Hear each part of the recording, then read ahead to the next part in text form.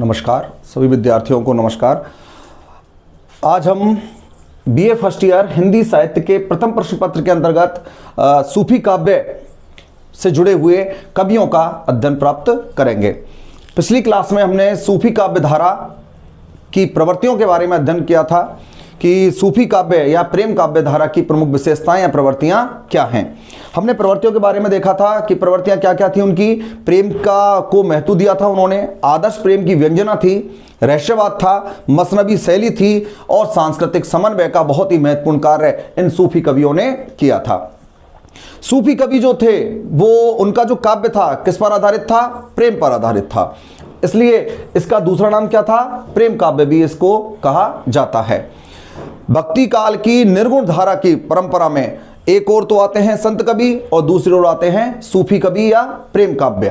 तो संत काव्य के प्रवर्तक थे कबीरदास और सूफी काव्य या प्रेम काव्य के प्रवर्तक हैं हमारे महत्वपूर्ण कवि मलिक मोहम्मद जायसी। तो आज हम प्रमुख सूफी कवियों के बारे में अध्ययन प्राप्त करेंगे। तो देखिए, सूफी परंपरा में सबसे पहले हमारे कवि आते हैं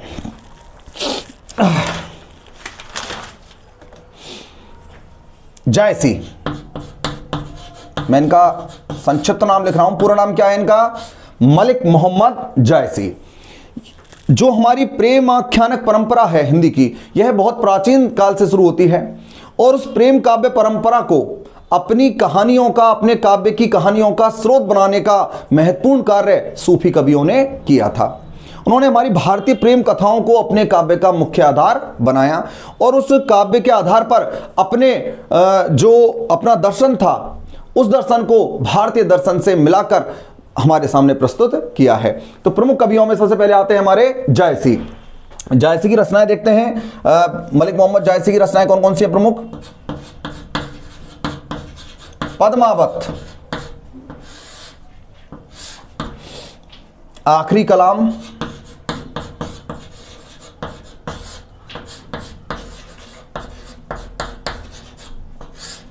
और एक रचना है अखरावट। ये इनकी प्रमुख रचनाएं हैं।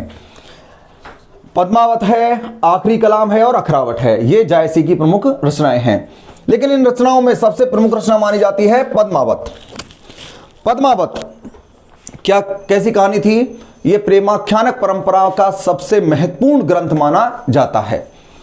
इसमें चित्तौड़ के राजा रतन सेन और सिंगल द्वीप की राजकुमारी पद्मावती के प्रेम का वर्णन है, प्रेम और उनके विवाह का वर्णन है, विवाह के बाद की स्थितियों का वर्णन है और उसे प्राप्त करने का, उनके प्रेम के मध्य जो संघर्ष चलता है, जो संकट आते हैं, उनका बहुत ही मार्मिक चित्रण हमें पद्मावत में देखने को मिलता है। अब पद्मावत को लिखने वाले कौन थे? जायसी थे। भाषा के बारे में बात करें तो भाषा कैसी थी? अवधी थी। अवधी भाषा का इन्होंने यहां प्रयोग किया है। किसको लिखने में? पद्मावत को लिखने में। और पद्मावत एक प्रतीकात्मक काव्य माना जाता है। कैसा माना जाता है? प्रतीकात्मक। हमने पढ़ा था कि इन्होंने इस प्रतीकात्मक शैली को बहुत ही महत्वपूर्ण माना है कि ये अपने पात्रों के माध्यम से लौकिक से अलौकिक प्रेम की व्यंजना करते हैं। लौकिक मतलब जो हमारे सांसारिक पात्र हैं उनके माध्यम से, उनका सहारा लेकर, उनका आश्रय लेकर अलौकिक आत्मा और परमात्मा की स्थिति को स्पष्ट करने का बहुत ही महत्वपूर्ण कार्य करते हैं। इसलिए इनके काव्य में क्या पाया जाता है? प्रतीकात्मक शैली पाई जाती है। तो यह काव्य भी कैसा माना जाता है? प्रतीकात्मक काव्य माना जाता है। किसको माना जाता है? पद्मावत को क्या माना जाता है? प्रतीकात्मक काव्य माना जाता है। क्यों माना जाता है? देखते हैं कि एक तरफ देखते हैं इसके पात्र, पद्मावत के पात्र, और दूसरी ओर देखते हैं प्रतीक। किस बात का, किस का प्रतीक उनको माना गया है? पात्र देखते हैं राजा रतन सेन। किसका प्रतीक है? मन का प्रतीक है, अर्थात आत्मा।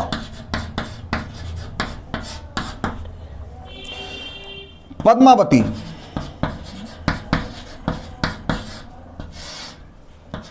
सात्विक बुद्धि,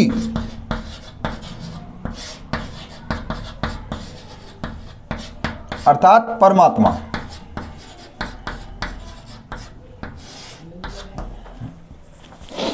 नागमती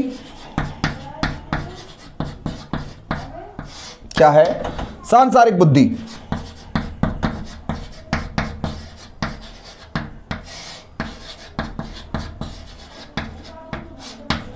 और राघव चेतन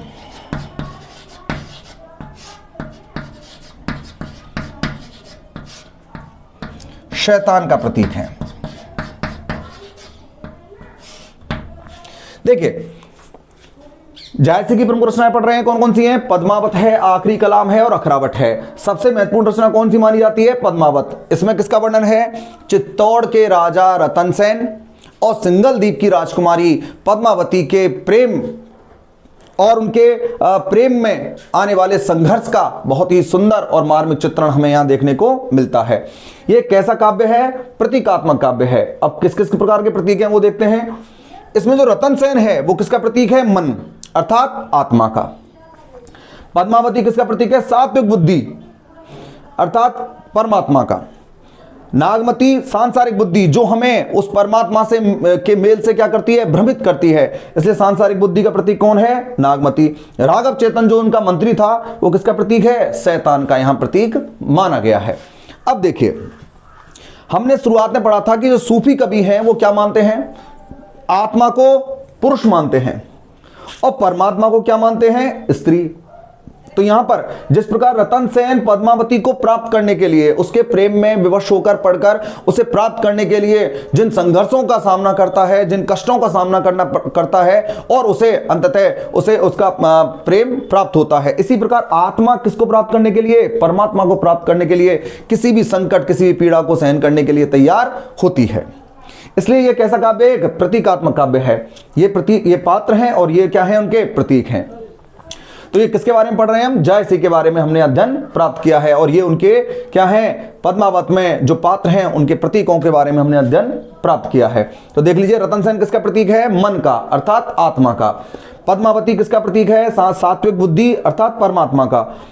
नागमती सांसारिक बुद्धि, जो उसके परमात्मा के मेल से हमें दूर करने का प्रयास करती है। राघव चेतन किसका प्रतीक है? शैतान का प्रतीक है। तो ये हमने पढ़ा है जायसी के बारे में। अब हम अगले कवि के बारे में चर्चा करते हैं। अगले कवि कौन से महत्वपूर्ण हैं अपने?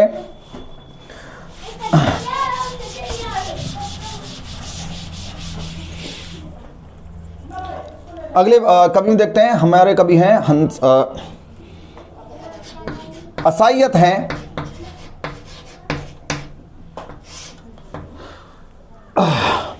इनकी रचना है हंसावली।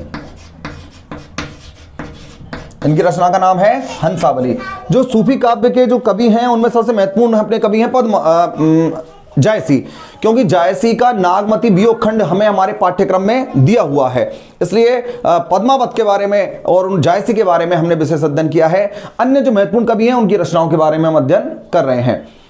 असायत कवि हैं और उनकी रचना का क्या नाम है? हंसावली। इधर लिख देता हूं कवि और इधर रचना।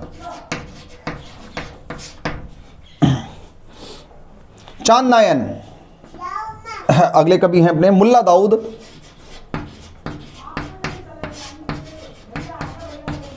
और इनकी रचना का नाम है चांद नायन, जिसे लोर कहा या लोर कथा के नाम से भी जाना जाता है। कौन सी रचना है मुल्ला दाऊद की? चांद नायन है, जिसका नाम क्या है? लोर कहा या लोर कथा भी उसके नाम से भी जाना जाता है। अगले कवि हैं कुतुवन और इनकी रचना का नाम है मृगावती।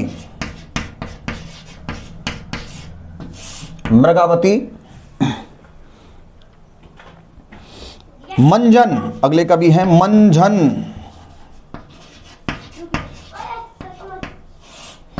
और इनकी रचना का नाम है मधुमालती।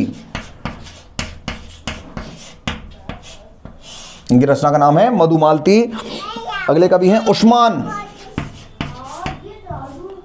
उस्मान और इनकी रचना का नाम है चित्रावली।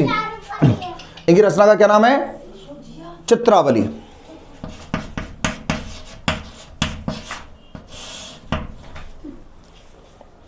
हंस जवाहिर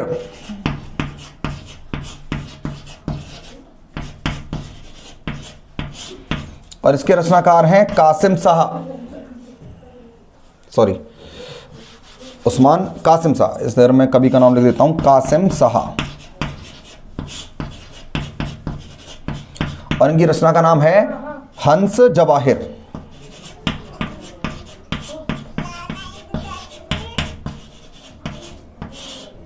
इनकी रचना का नाम है। तो ये हमारे कवि हैं और इनकी रचनाएं हैं, सूफी कवि। कौन कौन से? असाइयत की रचना का क्या नाम है? हंसावली। मुल्ला दाऊद ने क्या लिखा है? चांदनायन लिखा है। ये प्रेम काव्य हैं, सारे प्रेमाख्यानक काव्य हैं। कुतुबन ने क्या लिखी है? कौन सी रचना का नाम क्या है? मृगावती। मंजन की क्या है? मधुमालती।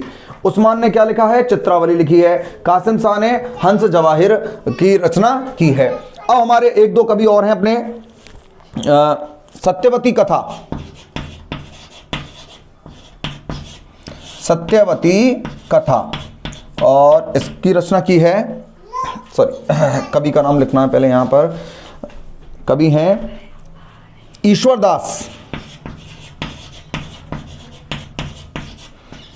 और इनकी रचना है सत्यवती कथा।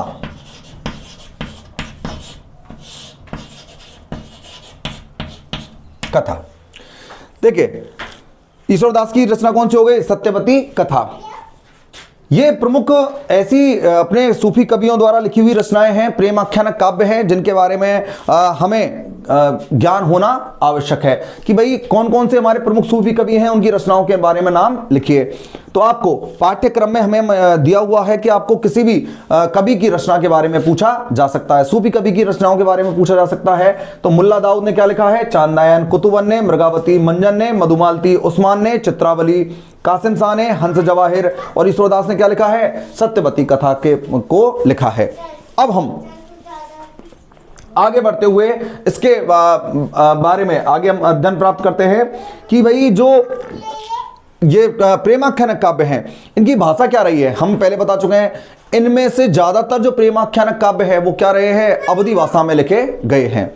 और हमने सबसे महत्वपूर्ण रचना पद्मावत के बारे में जानकारी प्राप्त की। पद्मावत कैसा काव्य है, किस भाषा में लिखा गया है, और उसके रचयिता, उसके रचनाकार कौन हैं। तो अब हमने सूफी काव्य के प्रवर्तियों के बारे में देखा, इनके प्रमुख कवियों के बारे में देखा। अब हम आगे की अपनी क्लास में इनसे जुड़े हुए कुछ तथ्य और आगे की जो अपने पाठ्यक्रम के अंतर्गत आता है अपना, वो आता है अपना सगुण काव्य, उसके बारे में अध्ययन प्राप्त करेंगे। धन्यवाद।